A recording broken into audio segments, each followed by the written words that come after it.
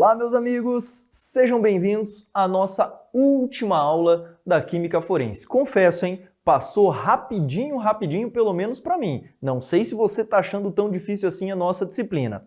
E na nossa aula de hoje, nós vamos sepultar o assunto com base na temática de agrotóxicos. Na nossa conversa inicial, eu pretendo conversar um pouquinho, primeiro, sobre conceitos e classificações dentro da classe dos agrotóxicos. Essa classe de substâncias químicas tem toda uma regulamentação dada pela Vigilância Sanitária e também pelo Ministério da Saúde, notadamente por meio de normas conhecidas como RDCs. Estas normas, claro, nós vamos permeá-las naquilo que nos cabe e, se houver esta necessidade, eu convido você a conhecer um pouquinho desta literatura. Basta que você acesse a internet e busque aí no seu buscador. Falaremos também na nossa aula de hoje a respeito de uma enzima. Ah, meus amigos, esta enzima ela é muito conhecida, a acetilcolinesterase. Essa enzima ela está envolvida em uma série de mecanismos de ações dentro da fisiologia humana e acaba sendo muito destacada na literatura, justamente porque o mecanismo de ação de boa parte dos agrotóxicos a nível forense interagem com esta enzimazinha aqui. Também temos que falar sobre duas grandes classes de agrotóxicos, conhecidos como carbamatos e também organofosforados. Os carbamatos e os organofosforados, eu diria que eles são irmãos de uma terceira classe que foi vedado o uso aqui no Brasil pela Vigilância Sanitária, conhecidos como organoclorados. Como o uso não é mais permitido no Brasil, nós vamos nos restringir ao estudo de carbamatos e de organofosforados. E por último, e não menos importante, eu diria o mais importante, a análise química. Como nós vamos identificar os agrotóxicos em uma rotina de química forense. Assim, vamos lapidar todos estes tópicos aqui com você a partir de agora.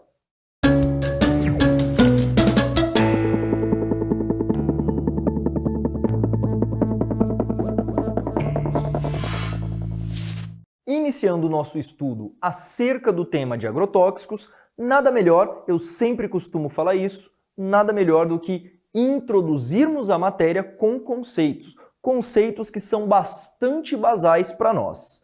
Veja, segundo a Lei 7.802 de 89, os agrotóxicos são conceituados como produtos e agentes de processos físicos, químicos ou biológicos.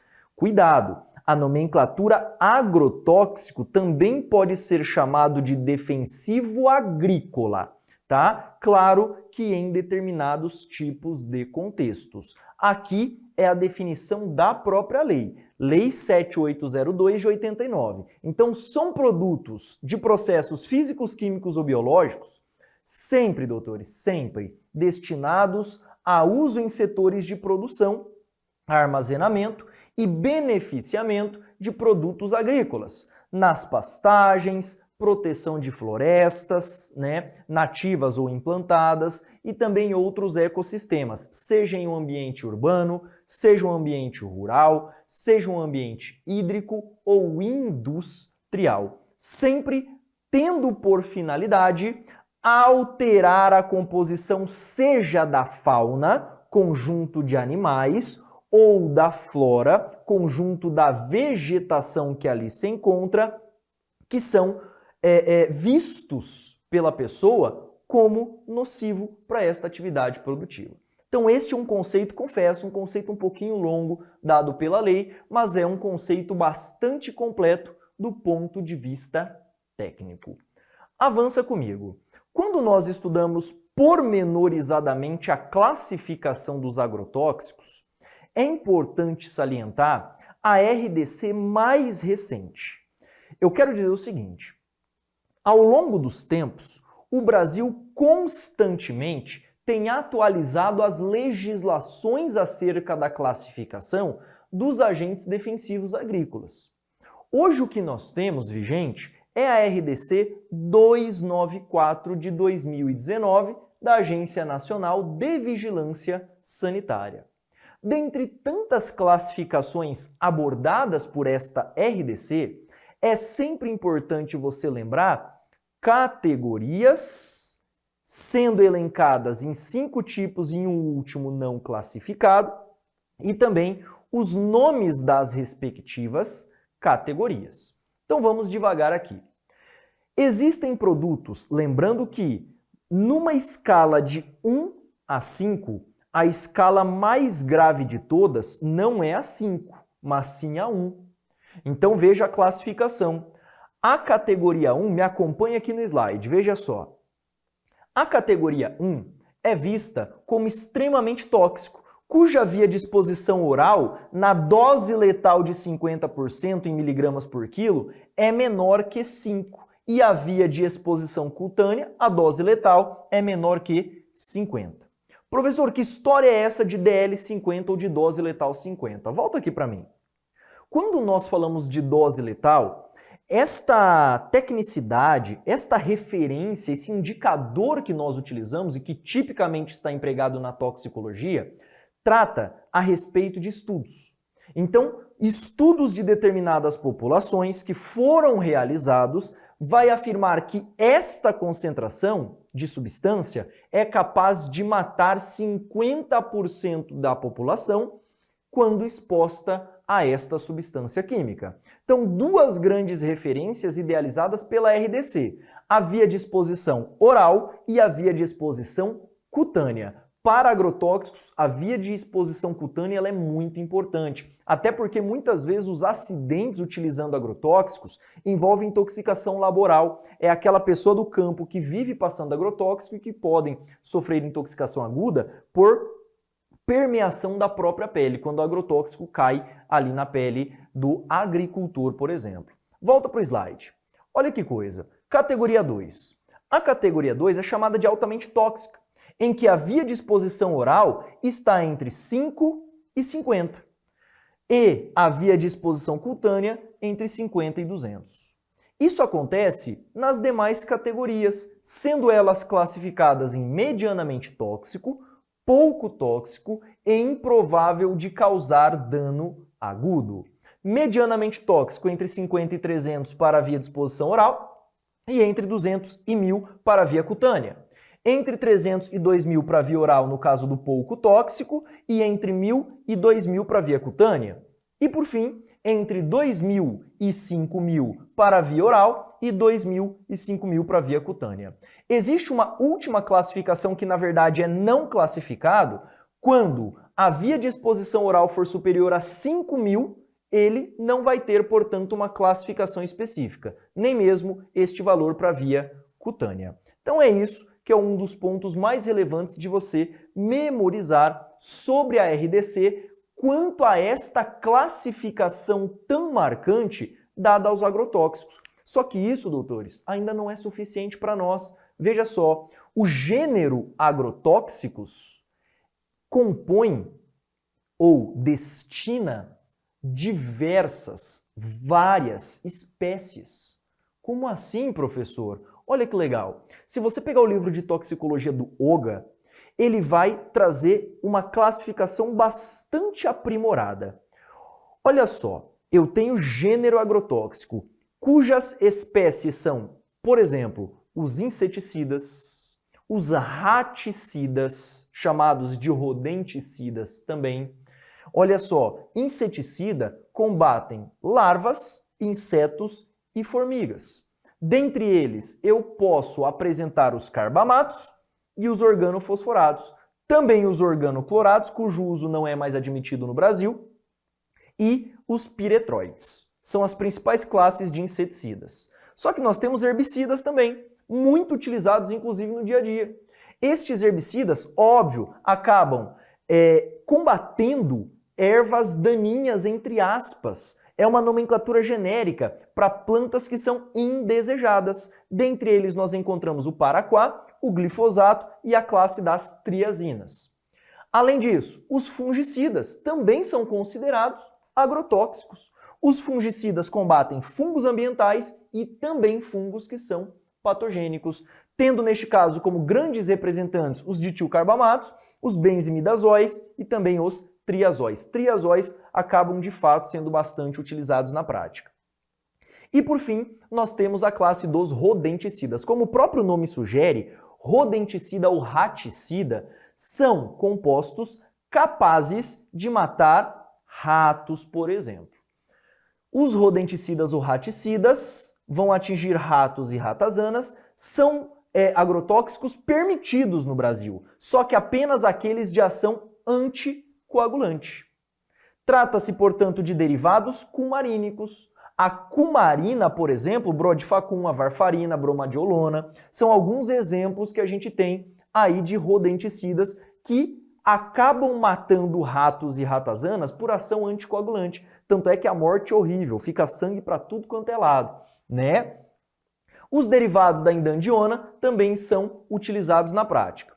Dentre eles, né, existe também a estricnina e o famoso chumbinho. O chumbinho é o aldicarb, um agente da classe dos carbamatos.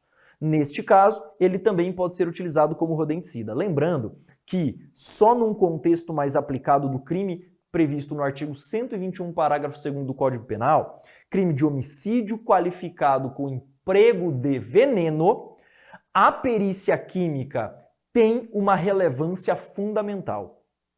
Permita-me só enquadrá-los. Na seção de Química Forense, por exemplo, da Polícia Científica do Paraná, muitos alimentos, por exemplo, caixa de todinho, por exemplo, pratos de comida, refeições, são encaminhadas à polícia na expectativa de se presumir se existe ou não algum composto da classe dos agrotóxicos. Eu, por exemplo, já fiz análise de varfarina, eu já fiz análise de brodifacum, eu já fiz análise de cumarínicos e existe de fato essa suspeita e bastante ressonância dentro dos casos forenses. Logo, estudar agrotóxicos, pelo menos conhecer algumas características gerais, né, é de fato fundamental. O aldicarb, conhecido como chumbinho, é um dos protagonistas da tentativa de homicídio por utilização de agrotóxicos. Já que nós apresentamos as principais classes, agora vamos realizar uma análise pormenorizada deste assunto.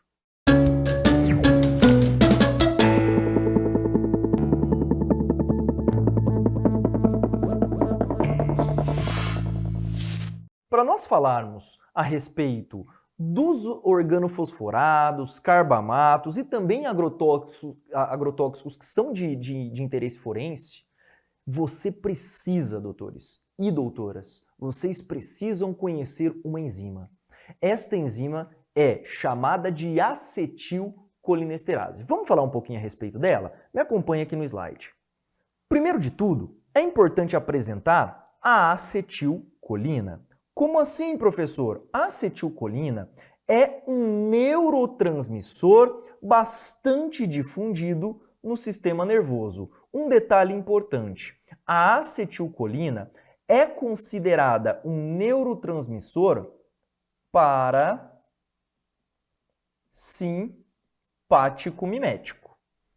Logo, a acetilcolina ela está difundida por todo o sistema nervoso central e também muitas vezes encontrada na junção neuromuscular. No sistema nervoso periférico, eu também vou encontrar este neurotransmissor, principalmente em neurônios motores do sistema nervoso somático. No sistema nervoso autônomo, por todos os neurônios pré-ganglionares, além, claro, dos neurônios pós-ganglionares. No sistema nervoso parasimpático e dos pós-ganglionares, que inervam glândulas que são sudoríparas, pertencentes ao sistema nervoso simpático. Olha que interessante. Diante disso, permita-me apresentar algumas especificidades. Olha que coisa. Aqui na nossa imagem, nós temos a acetilcolina na sua estrutura química. Logo, eu tenho dois grupamentos aqui de carbono. Mais acima à direita, nós temos um metil, mais um metil e mais um metil. Então, acetil, por conta deste grupamento com dois carbonos, colina. Olha que legal, acetilcolina. Eu encontro, portanto, essa estrutura típica presente aqui para nós.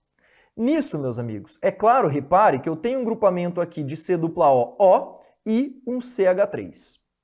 Então, nós temos a acetilcolina. A acetilcolinesterase é uma enzima. A acetilcolina é representada normalmente por ACH, enquanto a acetilcolinesterase por ACHE. Tá? É uma enzima cuja ação é crucial na propagação do impulso nervoso. Essa enzima ela vai inativar a ação do neurotransmissor acetilcolina, hidrolisando-o em acetato e colina. Permita-me só limpar um pouquinho o slide para a gente ficar com uma vista um pouquinho melhor. Olha que legal, tá aí. Então a acetilcolina, que esta molécula grandona aqui, pela ação da acetilcolinesterase, ela acaba sendo quebrada nesta porção aqui. Tá vendo?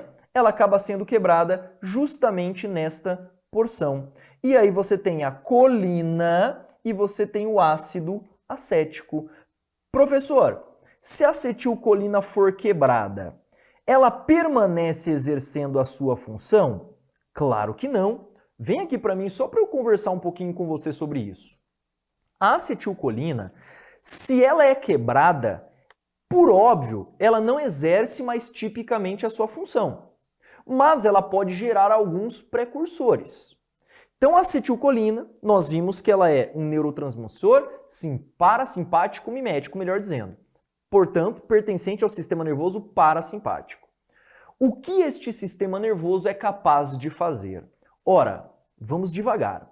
Nos olhos, a acetilcolina promove dilatação da pupila ou contração da pupila? Contração. O nome disso é miose. Quando nós falamos da boca, salivação, a acetilcolina deixa a boca seca ou saliva? Meus amigos, saliva. Broncoconstrição ou broncodilatação a nível de pulmão? Broncoconstrição. São fenômenos normalmente antagônicos àqueles dados pela adrenalina. No coração, taquicardia ou bradicardia? Bradicardia, reduz batimento cardíaco. Peristalse ou não peristalse no trato gastrointestinal? Lembrando que peristalse é movimento peristáltico, então movimentação do intestino. Meus amigos, estímulo à peristalse. Então, a acetilcolina gera uma série de efeitos sobre o corpo humano, dentre eles miose, broncoconstrição, bradicardia e também acentuação dos movimentos peristálticos. Ok? Volta comigo então para o slide. Agora, permita-me introduzir mais tecnicamente o tema apresentando a classificação desta enzima no nosso corpo humano. A acetilcolinesterase, ela pode ser descrita pela literatura de Goulart em dois subtipos muito importantes de colinesterase. Vê se isso te interessa. Existe a acetilcolinesterase e existe também as pseudocolinesterases, também apelidadas de butirilcolinesterase. Veja bem, a acetilcolinesterase é aquela presente nas terminações nervosas, conhecidas como sinapses, também nos eritrócitos e na musculatura estriada.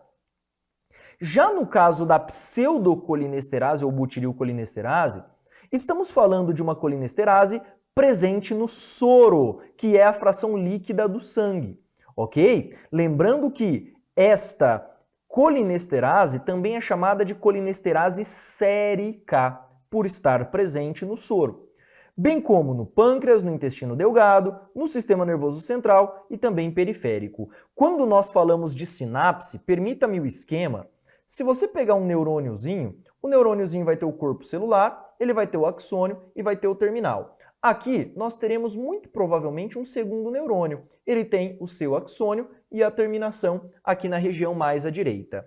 Esta região de relação entre os dois é chamada de sinapse. Isso aqui é, portanto, a sinapse. E nas sinapses, nós encontramos predominantemente a acetilcolinesterase. Essa, portanto, acaba sendo uma das mais importantes enzimas na regulação do funcionamento do corpo humano. Qual seria o mecanismo de ação mais precisamente? As colinesterases contêm dois sítios catalíticos. Um, conhecido como sítio esterásico ou sítio catalítico, e existe também um segundo sítio chamado de aniônico. Nós veremos no esquema já que este sítio ele parece bastante um popô, uma bundinha, né? É muito parecido ali com as nádegas de alguém. Estas regiões correspondem ao sítio ativo da enzima. Então eu tenho o sítio aniônico e eu tenho o sítio esterásico ou catalítico. Estas regiões, portanto, são as responsáveis por quebrar a acetilcolina. E acaba sendo, portanto, justamente neste sítio que os organofosforados e que os carbamatos se ligam, o que resulta na inibição da catálise de acetilcolina, potencializando sintomas parasimpático-miméticos. Quer ver? Miose, bradicardia, broncoconstrição, sudorese, peristaltismo e salivação. Inclusive, já falamos sobre todos estes sintomas. Vem aqui comigo. Olha que coisa, meus amigos. Falando de acetilcolinesterase, se a acetilcolinesterase catalisa a quebra da acetilcolina, é natural que você pense o seguinte, ora, vem um organofosforado ou um carbamato. Estes agrotóxicos, ao se ligarem no sítio ativo da enzima, eles vão inibi-la. Se a enzima está inibida, o que nós vamos fazer para simplesmente catalisar aquela acetilcolina que está sendo liberada? Isto, portanto, gera um aumento de concentração da acetilcolina, principalmente nas fendas sinápticas do sistema nervoso central e periférico, o que gera todos estes efeitos que nós acabamos de ver. Então é sinônimo, hein? Inibição de acetilcolinesterase, aumento da acetilcolina. Este é o mecanismo típico de ação que a gente encontra na literatura. Volta para cá. Só limpando um pouquinho o nosso slide para ficar um pouquinho mais claro, eu quero apresentar para você uma palavra-chave que é importantíssima. Os organofosforados e os carbamatos, eles se ligam no sítio ativo da acetilcolinesterase. Só que você tem que tomar um cuidado muito grande. Existem alguns agrotóxicos que se ligam de maneira reversível. Por outro lado, existem alguns outros agrotóxicos que se ligam de maneira irreversível a este sítio catalítico. Vem para cá mais uma vez.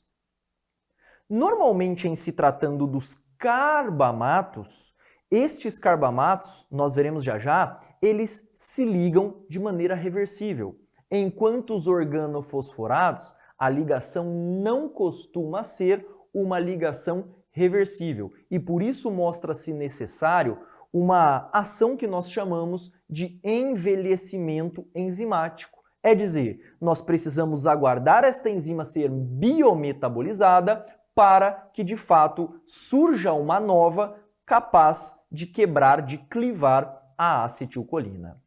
Vamos analisar mais detalhadamente isso ainda dentro da temática de carbamatos? Então, vamos falar sobre isso a partir de agora.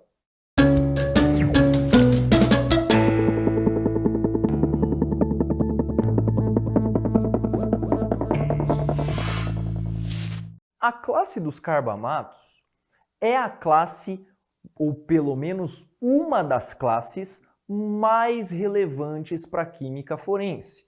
E, a partir de agora, eu quero que você compreenda o porquê disso. Veja bem, os agrotóxicos da classe dos carbamatos, eles surgiram juntamente com os organofosforados. Essa expressão OF é uma abreviatura técnica que se utiliza para organofosforados. Isto é, após a Segunda Grande Guerra Mundial.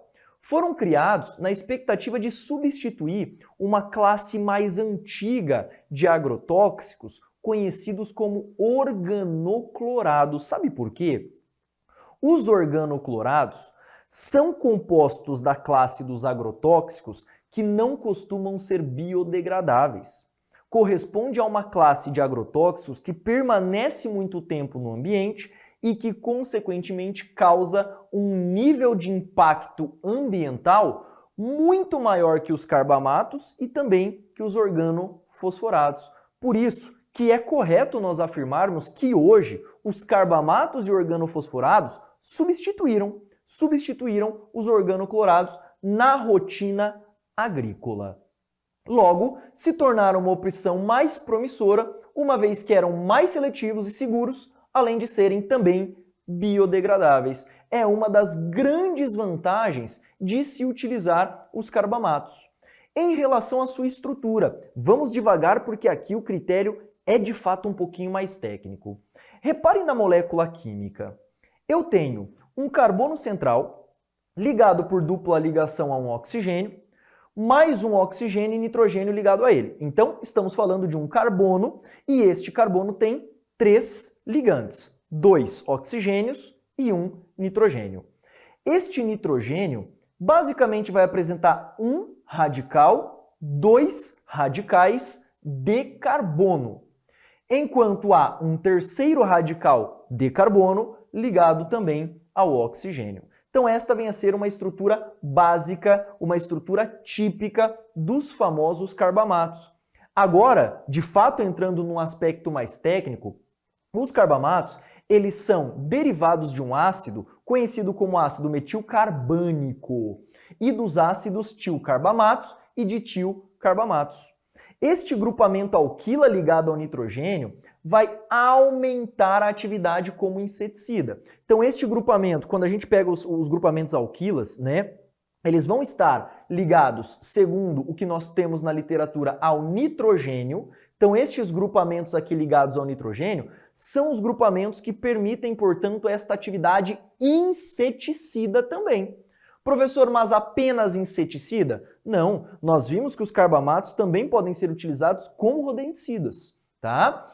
Veja bem, os principais representantes dos carbamatos, e sem dúvida o mais comum na prática da química forense, é qual? Aldicarb. Falou de aldicarb, você sabe que basicamente está se referindo aos carbamatos. Mas não apenas ele, carbofurano, carbaril e o propoxur. O carbaril também, vez ou outra, aparece lá no laboratório de química após uma busca e apreensão feita pela Polícia Civil ou pela Polícia Federal. Além disso, quanto à toxicocinética, os carbamatos correspondem a uma classe de agentes químicos que não, ou pelo menos não deveriam, né, ser absorvidos por via oral, respiratória e dérmica. Então existe na literatura intoxicação aguda por carbamato porque a pessoa ingeriu, principalmente um problema muito grande, inclusive crianças. Crianças que ingerem muitas vezes o carbamato, ou até mesmo pessoas tentando matar outrem, colocando muitas vezes chumbinho ali na comida, como se fosse um tempero. A pessoa come, então via oral. A via oral ela é muito destacada na tentativa de homicídio. Via respiratória também pode acontecer principalmente pela liberação de vapores das pessoas do campo e, por fim, a via dérmica. A via dérmica tem uma importância ocupacional. Aquele trabalhador do campo que vai borrifando carbamatos por ali, ele fica mais exposto tanto a mais vapores quanto a via dérmica, sendo a via dérmica a principal relevante aqui para nós. Distribuição. Após esse carbamato adentrar a corrente sanguínea, este carbamato ele apresenta uma lipofilia também bastante grande, portanto uma boa permeação por entre os tecidos. Esta permeação vai fazer com que eles consigam se biodistribuir por todo o corpo humano, principalmente para regiões ricas em gordura, ricas em lipídios, sistema nervoso central, o próprio tecido adiposo e alguns órgãos que têm uma tendência maior a armazenar qualquer tipo de lipídio, principalmente triacilgliceróis. A biotransformação, melhor dizendo, ela vai acontecer pelo fígado e as reações envolvidas tendem a ser a hidrólise e também a hidroxilação. Lembrando que reações de biotransformação são reações que tendem sim a aumentar a polaridade desta molécula para ela se solubilizar melhor no sangue e migrar para os rins. Ao atingir os rins, ela pode ser filtrada e finalmente excretada. Esta é a ideia de uma biotransformação na reação de fase 2. E por fim, toxicodinâmica. Como os carbamatos atuam no corpo humano depois que eles são absorvidos? Ora, os carbamatos são inibidores da acetilcolinesterase. Você já sabe do que eu estou falando. A acetilcolinesterase é aquela enzima que tem aquele sítio típico de ação e os carbamatos vão se ligar predominantemente em um sítio chamado de sítio aniônico. Esta é a região que o carbamato acaba se ligando, predominantemente, mas não apenas nele. Esta vem a ser uma ideia e uma concepção geral do estudo dos carbamatos. Mas como nós vimos, não são apenas os carbamatos que têm importância forense. Os organofosforados também é fundamental que você conheça. Então, vamos falar também um pouquinho sobre a classe dos organofosforados.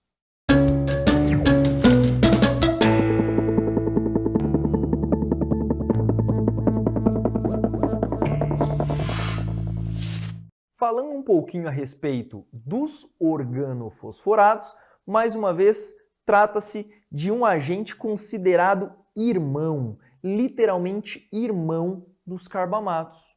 Estes organofosforados, meus amigos, apresentam uma ampla aplicação na agricultura brasileira e também na agricultura internacional, tendo um dos principais parceiros fornecedores de agrotóxicos para o Brasil justamente um país conhecido como Rússia.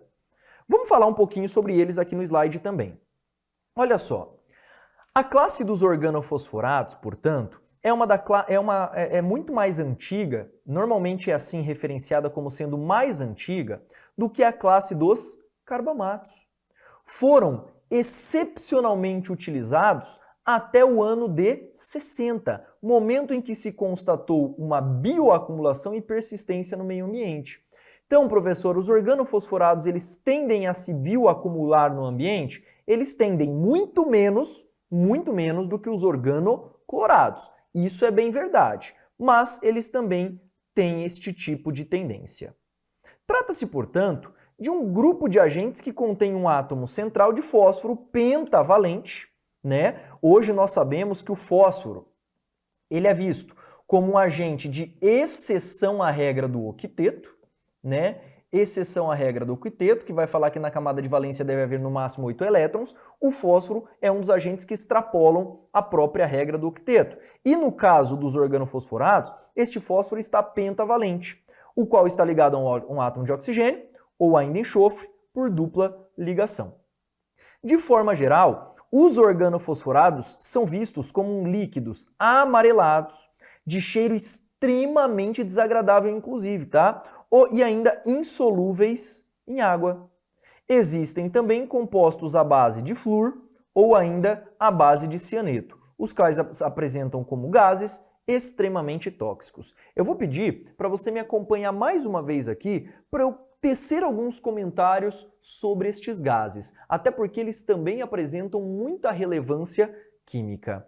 Veja bem, os gases que podem estar relacionados com os organofosforados, cianeto, né, nós temos aí como um deles, é um agente extremamente asfixiante. Me acompanha na tela, olha só.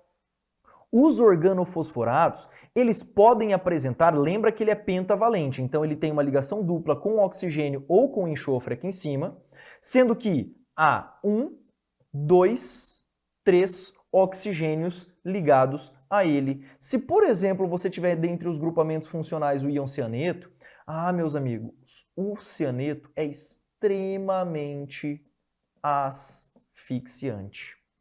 O gás cianeto é um agente que não pode ser produzido em ambientes fechados. Não pode. Quer um exemplo clássico da relevância disso? Me acompanhe aqui mais uma vez. O cianeto, É um gás muito liberado da queima de espuma. Sabe espuma de sofá, por exemplo, ou ainda de outras coisas mais fofinhas, eu diria? Pois é, o cianeto, só para você ter uma noção, ele foi um dos gases responsáveis pela asfixia, portanto pela morte, das pessoas na boate Kiss, por conta da queima da espuma acústica, a qual deveria ser termoestável. Olha que coisa. Então nós temos que sedimentar o seguinte entendimento.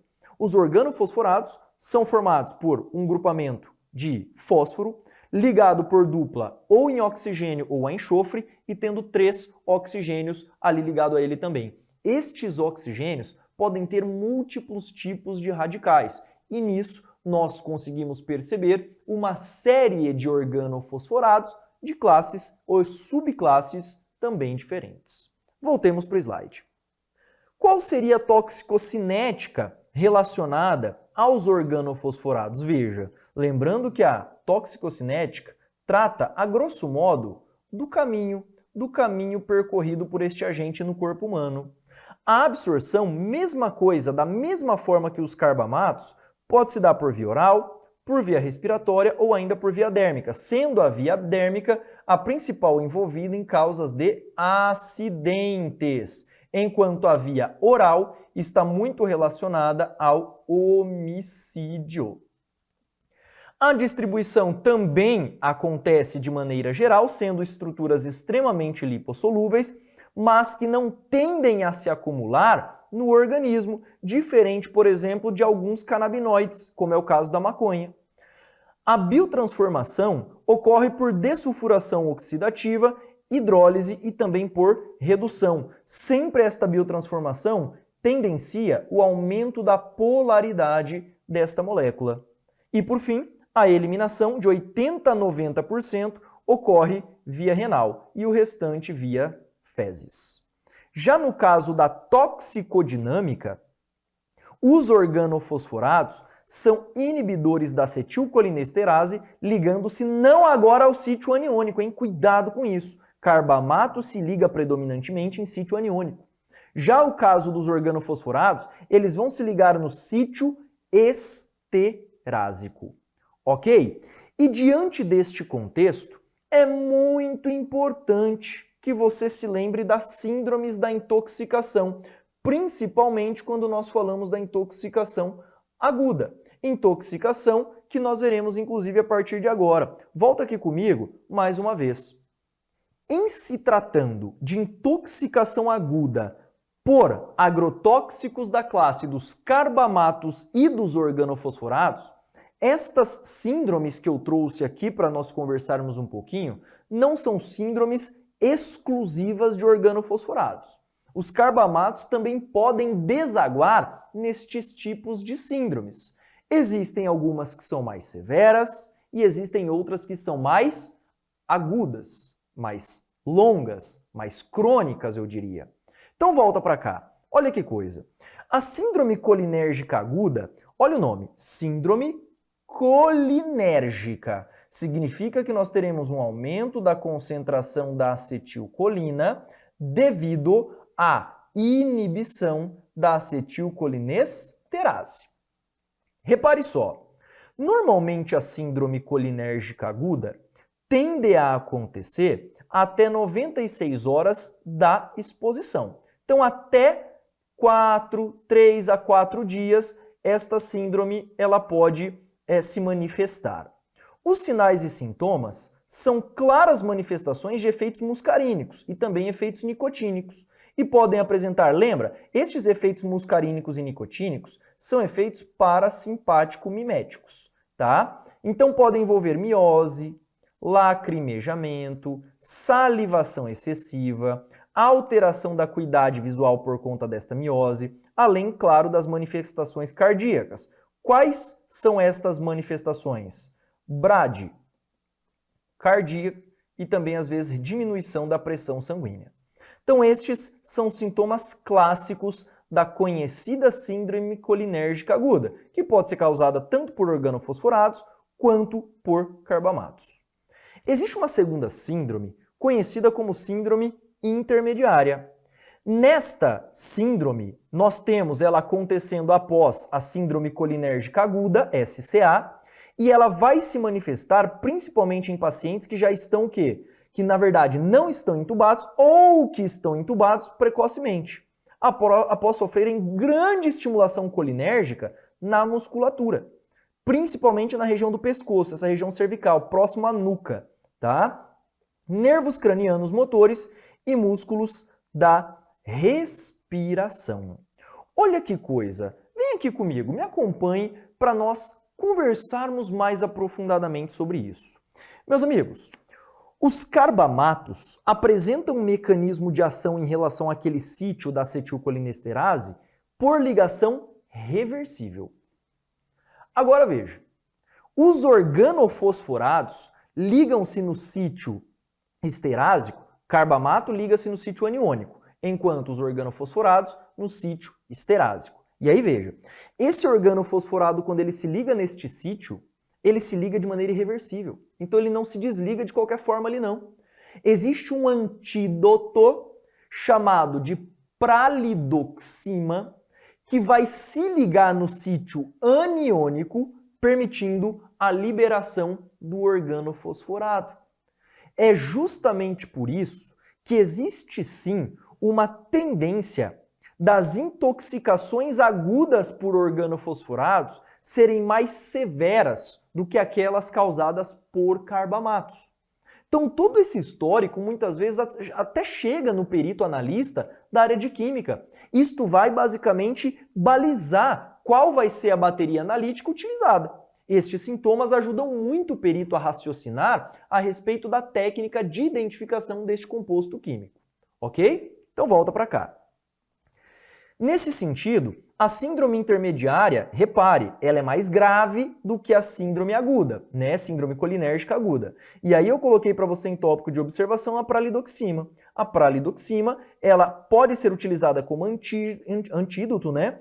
Por intoxicação aguda dada a organofosforados. Não vale para carbamato, hein? Cuidado com isso.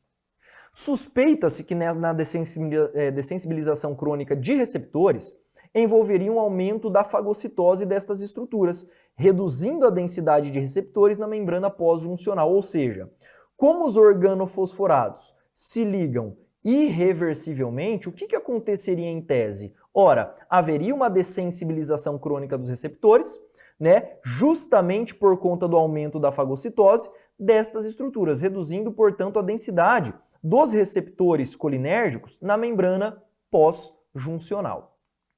E por último, nós temos a neuropatia tardia. Estamos falando de um nível de gravidade abissal, absurdo, extremamente grave, que acontece cerca de 1 a 3 semanas. Os sintomas são resultados de uma neuropatia sensitivo-motor ascendente em extremidade dos membros, o que inicialmente surge com uma sensação de formigamento ou queimação nos dedos e logo se espalha, causando fraqueza dos membros superiores e também marcha atáxica. Professor, não sei se eu compreendi muito este aspecto aqui, então volta para mim para a gente conversar um pouquinho sobre. A junção neuromuscular, vale dizer, a interface entre neurônios e músculos é mediada por acetilcolina. Todo mundo acha que a contração muscular ocorre via noradrenalina, e isto é uma falácia. Hoje nós sabemos que as regiões de junção neuromuscular em, por exemplo, anatomia e fisiologia, ela é mediada justamente por receptores que são sensíveis à acetilcolina. É por isso que musculatura, por exemplo, sofre muita influência do aumento da concentração de acetilcolina pela inibição da acetilcolinesterase. Logo, isto pode gerar uma neuropatia tardia, principalmente em se tratando de musculatura relacionada aos membros. Esta seria, portanto, a ideia principal. Com isso, nós compreendemos, portanto, algumas características e mecanismos de ação de carbamatos e também dos organofosforados. Agora, nós temos que conversar um pouquinho a respeito da análise química.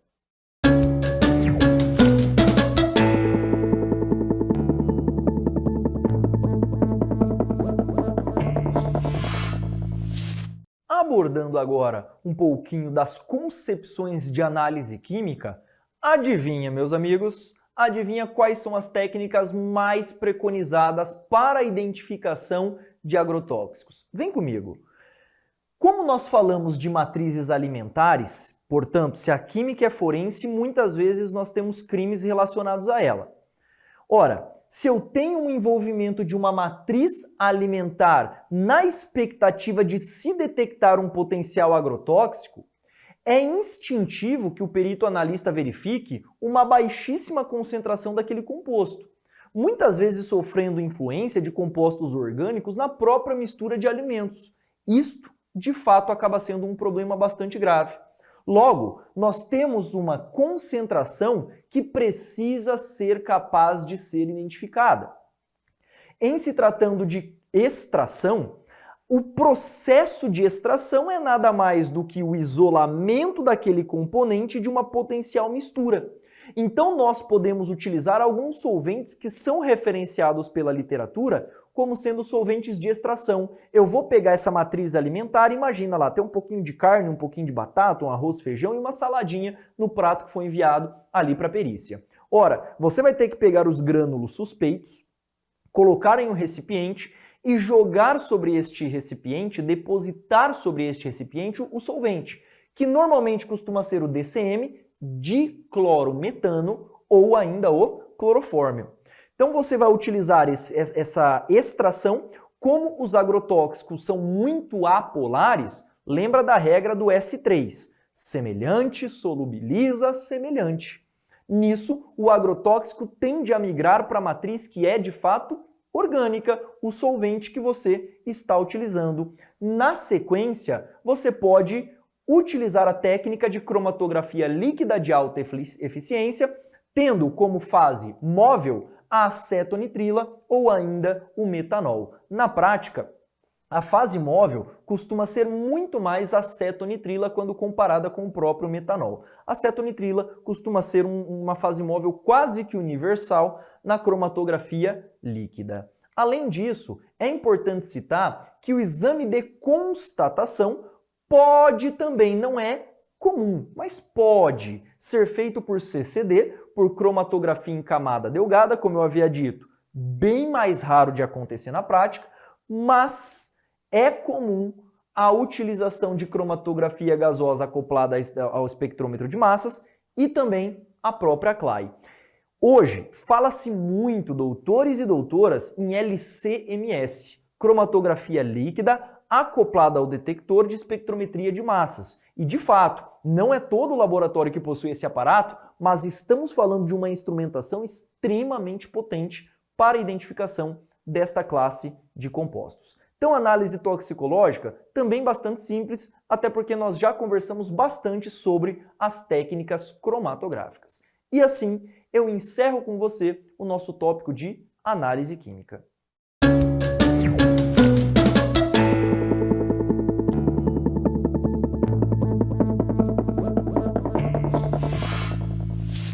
Vamos praticar um pouquinho de todo o conteúdo que nós conversamos na nossa aula de hoje? Me acompanhe aqui na resolução de uma questão. Questão inclusive cobrada na prova da Polícia Civil do Rio de Janeiro para o cargo de perito criminal no ano de 2013. Veja bem, a respeito das substâncias químicas encontradas nos inseticidas domésticos, assinale as afirmativas a seguir. Item 1. A ação de organofosforados no homem resulta da inibição da enzima acetilcolinesterase. Fala para mim, os organofosforados inibem a acetilcolinesterase? Sim, perfeito. E permita-me dar uma dica para você. Olha que legal. Se eu perceber em questões de assertivas que a 1 já está correta, eu posso ir lá no gabarito e fazer o seguinte. Todas que não possuem a 1, eu risco. Então, ó, risquei essa daqui. Risquei essa daqui. E, neste caso, pode ser a pode ser a D ou a letra E. Então, vamos voltar. Já analisamos a 1. E o 2, professor? Os sintomas de toxicidade causada pelos inseticidas do grupo dos carbamatos, como o Aldicarb, comercializado como Temic, e o Propoxur, como é o caso do Baygon, são semelhantes ao dos organofosforados. Os sintomas são também parasimpático-miméticos, assim como nos organofosforados? A resposta é sim, está correto o nosso item 2. Vamos lá para o gabarito. Vamos lá? Letra A, portanto eu consigo excluir porque ela cita somente a afirmativa 1 correta. Ou seja, ou é a letra D ou é a letra E. Item 3. O uso de atropina, né? A atropina, meus amigos, é um agente que atua em receptores beta, principalmente em beta cardíaco, tá? O uso de atropina pela via endovenosa é indicada para o tratamento sintomático de intoxicação por inseticidas organofosforados, ou seja, a atropina induz um aumento da taquicardia. Ou seja, taquicardia. Ou seja, se a pessoa com intoxicação por organofosforados está com o coração batendo menos, com o uso de atropina, a tendência é que o coração bata mais. Então, isto é um sintoma interessante para o tratamento de intoxicação? Claro que é. A 3 está perfeita. E aí você vai ver que isso não vai nos ajudar muito, porque tanto a D quanto a E contempla o item 3. O que vai fazer a diferença é justamente o item 4. Vamos lá? O aumento da frequência cardíaca e a hipertensão arterial são sinais de intoxicação? Peraí. Aumento da frequência cardíaca ou bradicardia, diminuição? Meus amigos, diminuição. O item 4 está errado, o que nos leva como gabarito a letra D de dado desta questão. Eu quero que você perceba que aqui na nossa aula, nesta questão em específico, repare o nível de especificidade que uma banca examinadora pode trazer em se tratando do tópico de agrotóxicos. Isso no dia a dia, você como um potencial perito judicial ou como especialista da área de química, você pode ser indagado nesses pontos. Por isso que é extremamente relevante que você tenha conhecimento técnico a respeito deste assunto. E assim, nós finalizamos, portanto, os aspectos de treino, os aspectos desta questãozinha que enriqueceu bastante a nossa aula.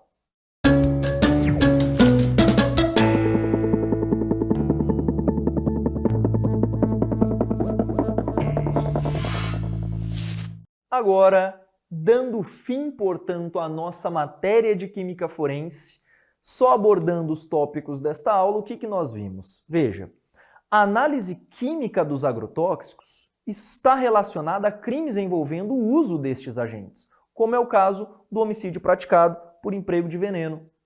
Vimos também que, entre os diversos tipos de agrotóxicos, destacam-se duas classes no âmbito da química forense, justamente os organofosforados e também os carbamatos.